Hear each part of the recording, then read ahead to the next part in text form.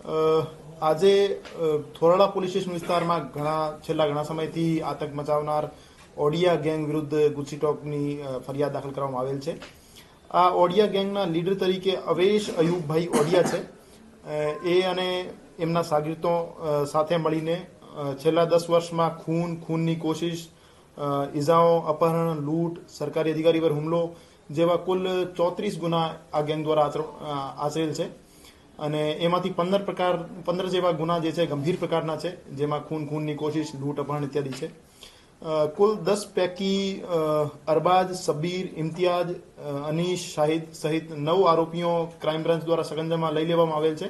અને એક જે આરોપી એનો ગેંગ લીડર છે અવેશ અયુબભાઈ ઓડિયા, એ પાસામાં જેલ હવાલે ઓલરેડી છે, તો એની કસ્ટડી મેળવી લેવામાં આવશે. અને આ તમામ આરોપીઓની જે ગેરકાયદેસર પ્રવૃત્તિઓથી જે અર્જિત મિલકત છે એમની તપાસ થશે અને એને ટાંચમાં લેવાની કાર્યવાહી કરવામાં આવશે. આ સિવાય એમને રાજ્યની અલગ અલગ જેલોમાં ધકેલી દેવામાં આવશે. અને આવનાર દિવસોમાં પણ બીજી ગેંગોને આઈડેન્ટિફાઈ કરી લેવામાં આવેલ છે, એને રડારમાં લઈ લેવામાં આવેલ છે અને એના વિરુદ્ધ પણ ગુજસી ટોકની કાર્યવાહી થશે. આ ગેંગ જે ઓડિયા ગેંગ રીતે ઓળખાય છે એના વિરુદ્ધ લૂંટના ગુના તો દાખલ છે જ. આ સિવાય એમની ઇન્કમનો મૂળ સોર્સ પ્રોહિબિશન નો વ્યાપાર હતો, જે અવૈધ શરાબની તસ્કરી કરતા હતા અને એના વિરુદ્ધ પ્રોહિબિશન એક્ટ હેઠળ ગુના પણ દાખલ છે. પર હવે જે ગેરકાયદેસર પ્રવૃત્તિઓથી ઉપજાવેલ મિલકતો છે એમની એ ટાંચમાં લઈ લેવામાં આવશે.